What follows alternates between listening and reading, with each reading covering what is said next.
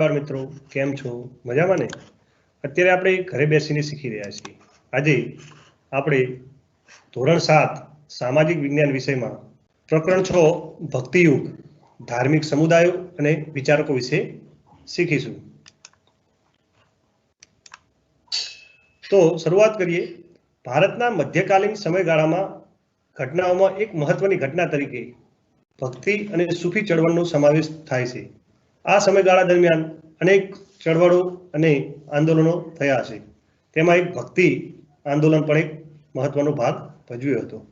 આ આંદોલન એટલે કે ભક્તિ અને સૂફી ચળવળનો મુખ્ય હેતુ હતો લોકોમાં જે અજ્ઞાનતા, મિથ્યાચારો, દુઃખ, યાતનાઓથી પીડિત લોકોનો સાદો, સરળ અને ધર્મયુક્ત માર્ગ બતાવવાનો હતો.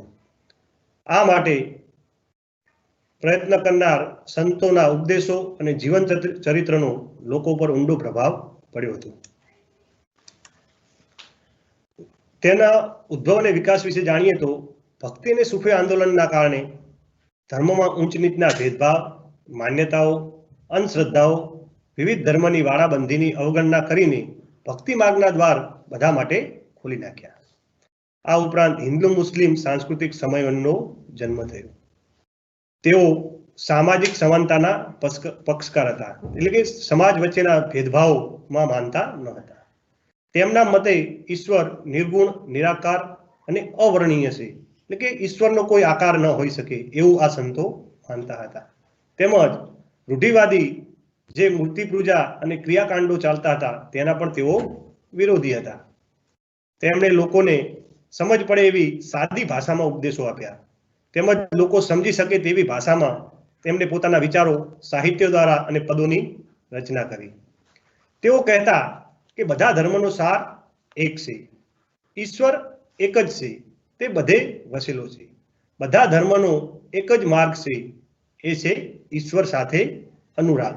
એટલે કે સમજીએ તો કે બધા ધર્મ આપણને હંમેશા ઈશ્વર સુધી જ પહોંચાડતા હોય છે અને ઈશ્વર સાથે જોડાણ કરાય એ જ સાચો ધર્મ, એવું આ સંતો માનતા હતા.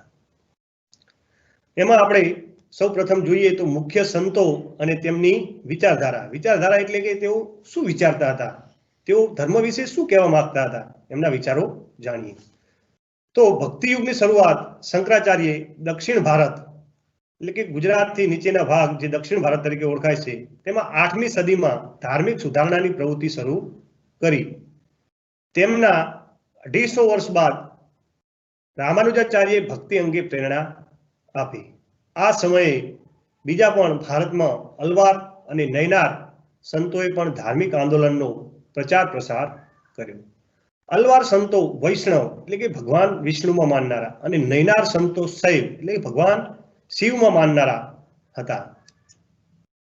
સૌપ્રથમ આ સંતોના પરિચય વિશે જાણીએ તો આપણે જાણીશું આદિ શંકરાચાર્ય. અહીંયા તમે આદિ શંકરાચાર્યનું ફોટો જોઈ શકો છો.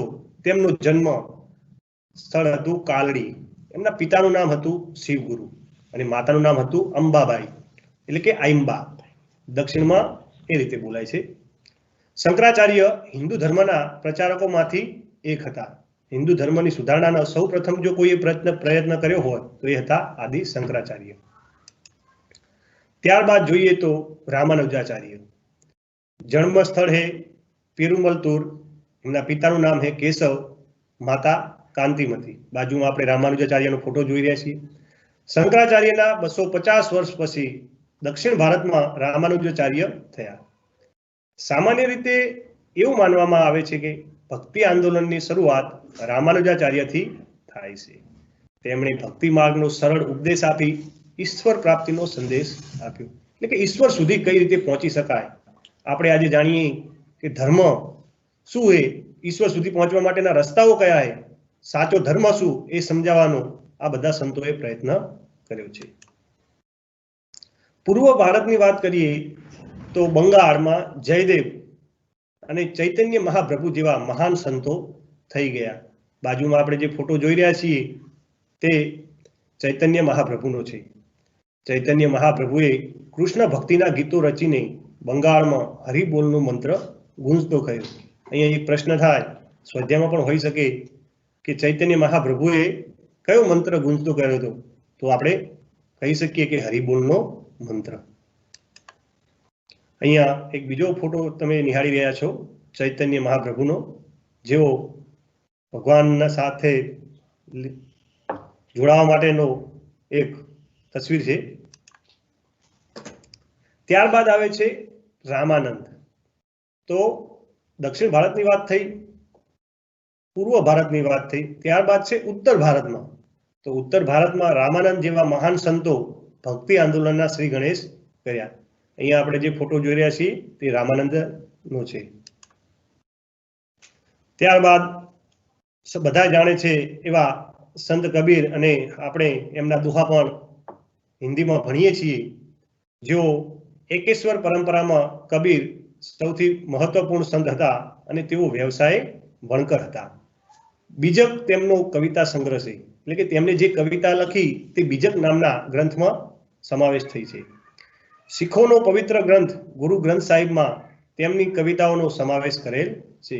એટલે કે જે શીખ ધર્મના લોકો છે એમનો ગ્રંથ છે ગુરુ ગ્રંથ સાહિબ, એમાં પણ સંત કબીરની અમુક કવિતાઓનો સમાવેશ કરેલો છે. અહીંયા આપણે સંત કબીરનો ફોટો જોઈ રહ્યા છીએ. ત્યારબાદ અહીંયા પણ એક બીજો ફોટો છે. એમના દુહામાં આપણે ભણીએ છીએ એ આ મુજબ છે: સાધુ ऐसा चाहिए जैसा सूप सुभाय, सार सार को ग्रही रहे थोथा दे उड़ाय. તો આનો મતલબ થાય છે કે સંત પુરુષ, સાધુ પુરુષ જેવો કેવો હોઈ શકે, તો એ જે આપણને મળ્યું છે એમાંથી સાર સારને ગ્રહણ કરે અને વધારાનું એટલે કે જે નકામું છે એને દૂર કરે, એટલે કે એને ઉડાવી દે. ત્યારબાદ છે સંત રૈદાસ, જે કબીરના ગુરુભાઈ હતા અને તેઓ કબીરની જેમ ગૃહસ્થી અને નિર્ગુણ શાખાના સંત હતા. અહીંયા આપણે સંત રૈદાસનો ફોટો જોઈ રહ્યા છીએ. ત્યારબાદ આવે છે ગુરુ નાનક. તો ગુરુ નાનક શીખ ધર્મના સ્થાપક હતા. તેઓ નિર્ગુણ શાખાના સંત હતા. તેમના શિષ્યો આજે શીખ તરીકે ઓળખાય છે અને તેમને લખેલ ગ્રંથ એટલે કે ગુરુ ગ્રંથ સાહેબ આજે શીખ ધર્મનો પવિત્ર ધર્મ ગ્રંથ માનવામાં આવે છે. ગુજરાતમાં પણ અનેક શીખો વસવાટ કરે છે. તો ઉત્તર ભારતમાં અને રાજસ્થાનમાં તુલસીદાસ, સુરદાસ અને મીરાબાઈ વૈષ્ણવ ભક્તિના આંદોલનના મહત્વપૂર્ણ સંતો હતા. તમે અહીંયા પ્રથમ ફોટો જે જોઈ રહ્યા છો તે છે સંત તુલસીદાસ, જ્યારે એના પછીનો બીજો ફોટો જોઈ રહ્યા છો તે છે સંત સુરદાસ. અને ત્યારબાદ તમે સૌ જાણો જ છો એવા કૃષ્ણ ભક્તિમાં લીન રહેનાર મીરાબાઈનો ત્રીજો ફોટો છે. તો આ ત્રણ સંતોમાં સૌપ્રથમ આપણે તુલસીદાસ વિશે જાણીએ. તો તુલસીદાસ યુવાનીમાં જ સાધુ બન્યા હતા. તેમણે રામચરિતમાનસ અને વિનય પત્રિકા જેવા લોકપ્રિય ગ્રંથોની રચના કરી હતી. તુલસીદાસનો ગ્રંથ રામચરિતમાનસ આજે પણ એટલો જ લોકપ્રિય છે. એટલે રામચરિતમાનસમાં તેમને રામના ચરિત્ર એટલે કે રામાયણનો ઉલ્લેખ કરે છે અને આજે આપણે ઘણી જગ્યાએ તુલસીદાસની લખેલી રામાયણ પણ જોઈએ છીએ. ત્યારબાદ અહીંયા આપણે ગુજરાતના મહાન સંત એવા નરસિંહ મહેતાને જોઈ રહ્યા છીએ. તો ગુજરાતમાં ભક્તિ રસથી પ્રજાને તરબોળ કરવામાં 15મી સદીમાં થઈ ગયેલા સંત નરસિંહ મહેતાનો ફાળો અનન્ય છે. તમે ઘણા ગુજરાતી પિક્ચરોમાં નરસિંહ મહેતાનો રોલ અથવા નરસિંહ મહેતાનું પિક્ચર પણ કદાચ જોયું હશે. ગુજરાતી ફિલ્મોમાં એમને ઘણી વખત દર્શાવવામાં આવે છે. તો નરસિંહ મહેતા ગુજરાતી ભાષાના આદિ કવિ છે. આદિ કવિ એટલે કે જૂના અને જાણીતા કવિ. મૂળ તેઓ તળાજામાં જન્મ્યા હતા, જે ભાવનગરમાં આવેલું છે. ત્યારબાદ તેઓ તળાજા છોડી જૂનાગઢમાં વસેલા. તેમના જ્ઞાન અને ભક્તિપૂર્ણ પદો અને પ્રભાતિયાએ લોકોના જનમાનસ ઉપર ઊંડી અસર કરી છે. તેમાં બધા જ લોકો જાણતા હશે અને તમે પણ પ્રાર્થનામાં ઘણીવાર સાંભળ્યું હશે એવું નરસિંહ મહેતાનું વૈષ્ણવ ભજન તો તેને કહીએ એ ભજન આજે ખૂબ લોકપ્રિય બન્યું છે. તો હું તમને એની એક નાનો એવી 2-5 લીટી સંભળાવું, તમે શાંતિથી સાંભળશો.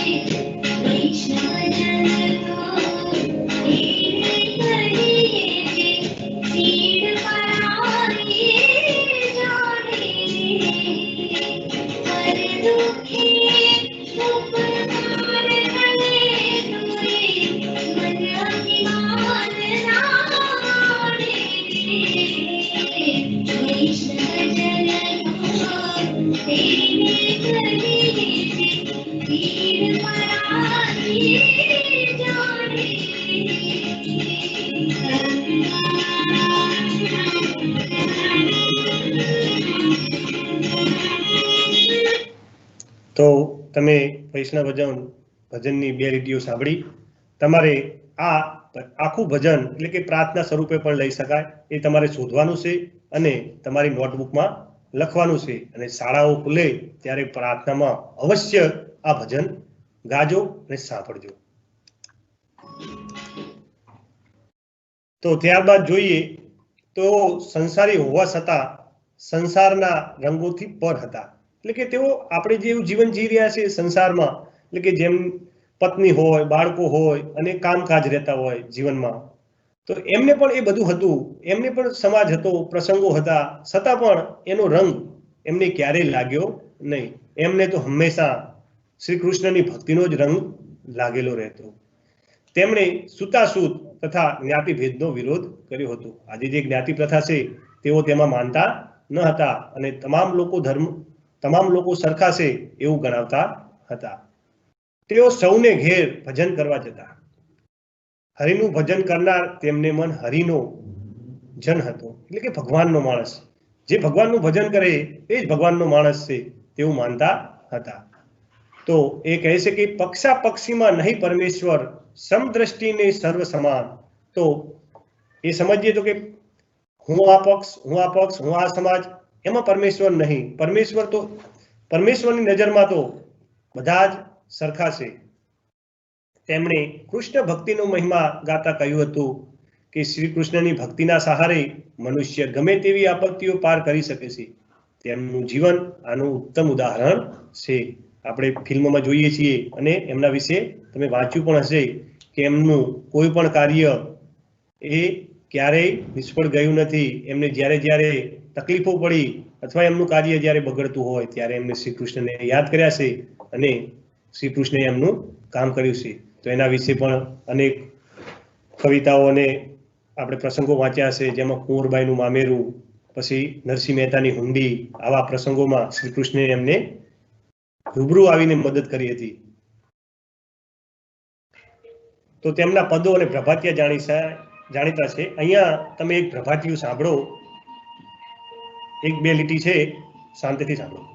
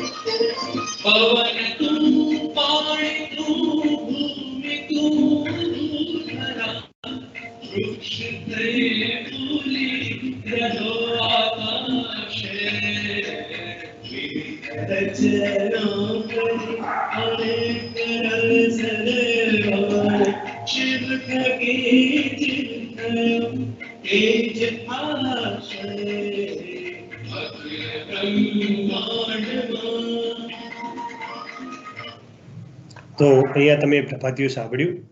પ્રભાતિયું એટલે શું? આવો પ્રશ્ન તમારા મનમાં થતો હશે અને ના થતો તો થવો જોઈએ.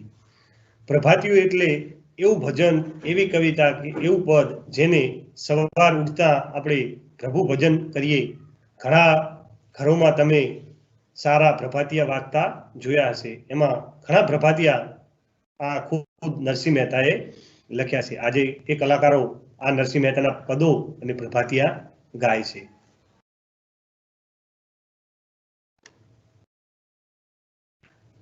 ત્યારબાદ છે મીરાબાઈ, જેના વિશે પણ તમે જાણો છો, તો એના વિશે વધારે સમજીએ.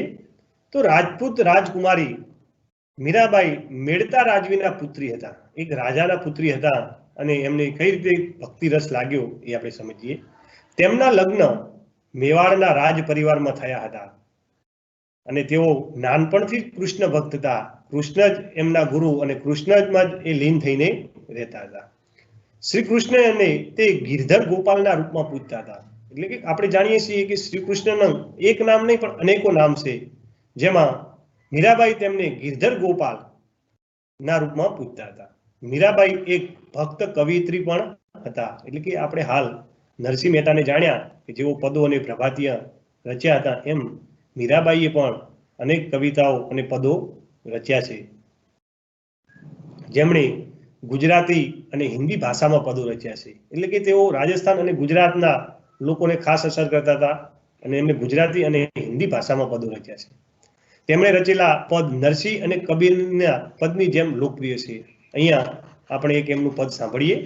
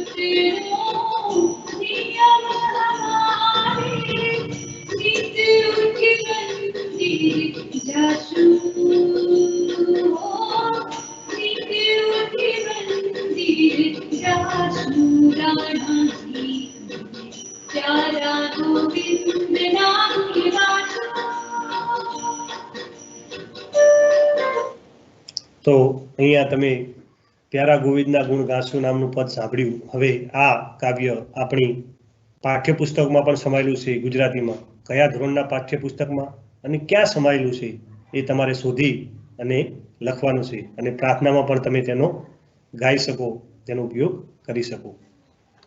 આપણે આગળ જોઈએ. હવે ત્યારબાદ છે સંત સુરદાસ.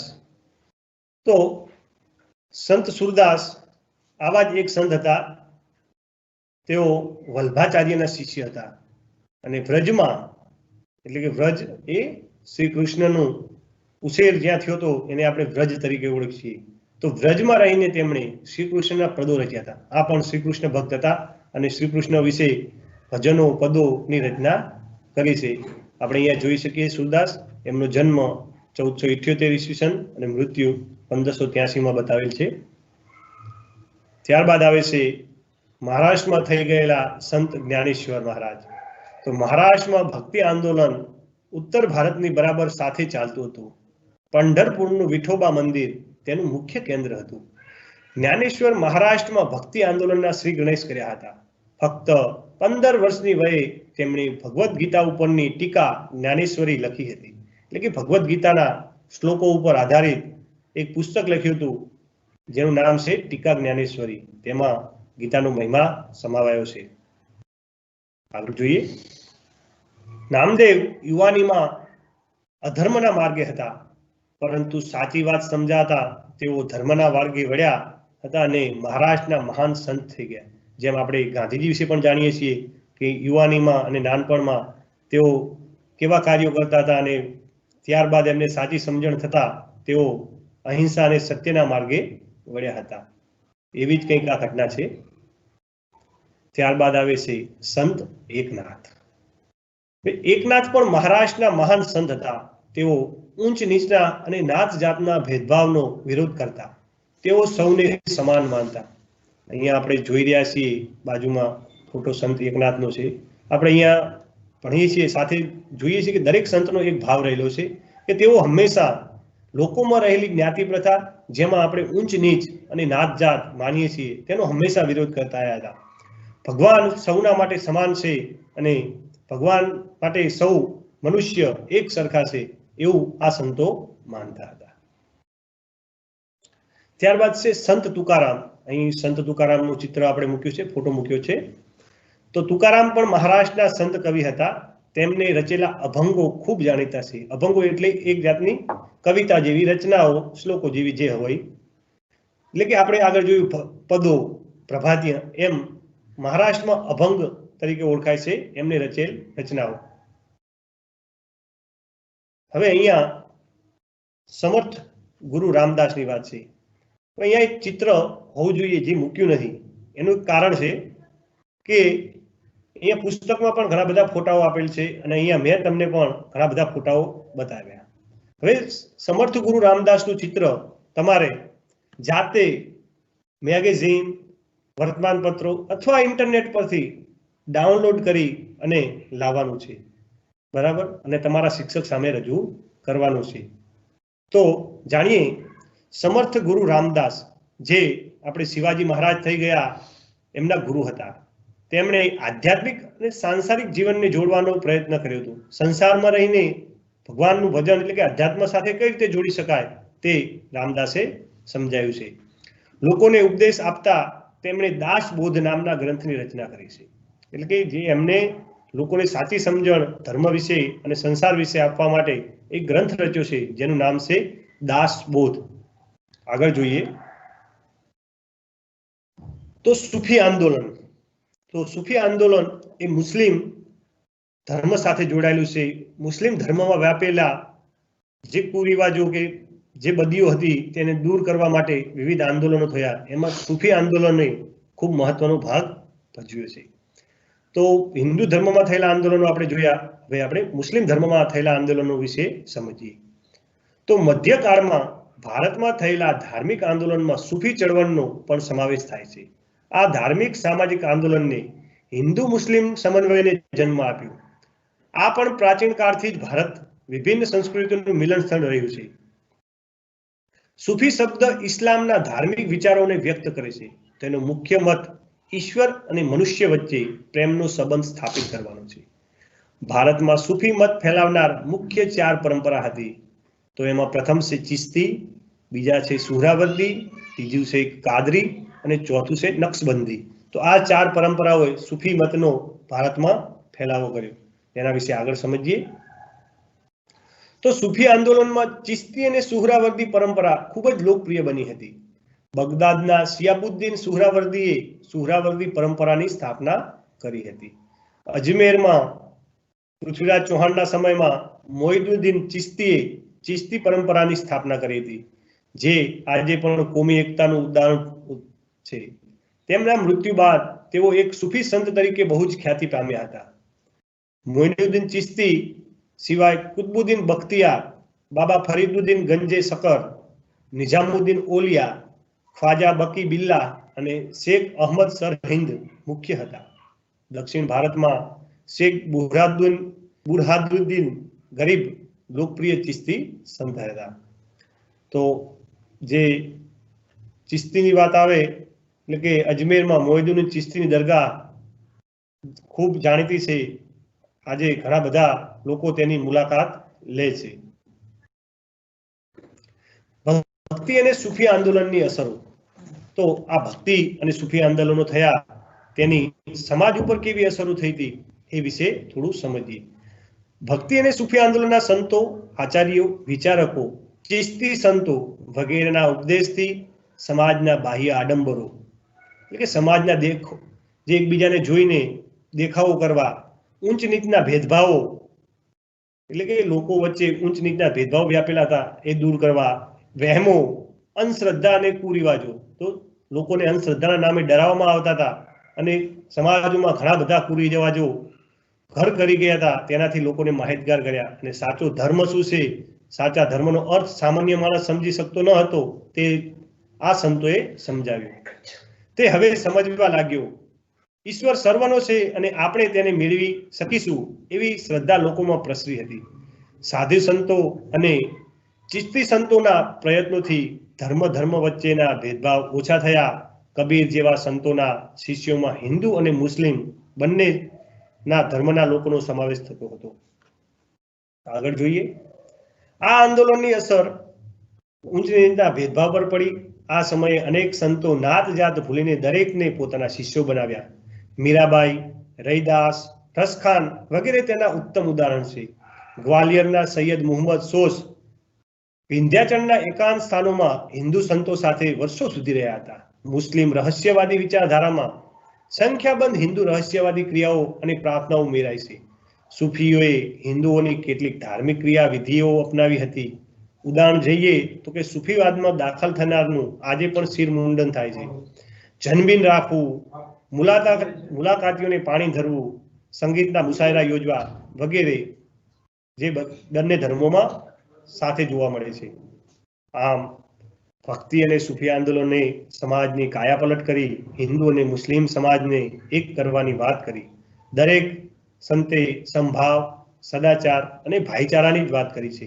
આમ પણ ભારત દેશ અનેક સંસ્કૃતિઓ અને ધર્મોનો આશ્રય સ્થાન રહ્યો છે, જેમાં મધ્યકાલીન સંતોએ પોતાના સરળ ઉપદેશથી પ્રાણ પૂર્યા છે. તો અહીંયા આપણે આ પાઠનું કન્ટેન્ટ પૂરું કરીએ છીએ અને આના પછી જે સ્વાધ્યાય આવે છે એ તમારે ઘરે બેઠી અને લખવાનો છે.